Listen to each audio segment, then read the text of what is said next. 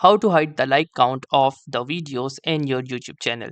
So hey guys, if you're also wondering how you can hide the like count of the videos in your YouTube channel, then what you need to do is follow these simple steps. So the first thing we need to do is open up our YouTube Studios application either through the mobile application or using the website.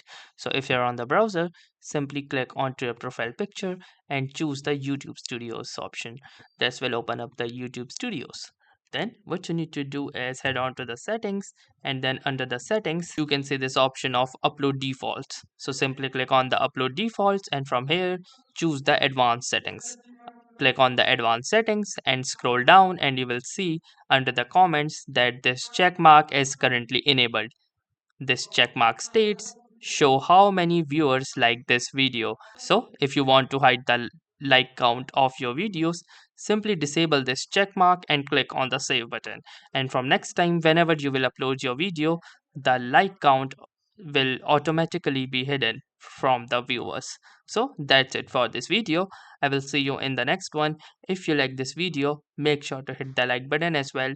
Comment on this video, share it, and don't forget to subscribe to our channel.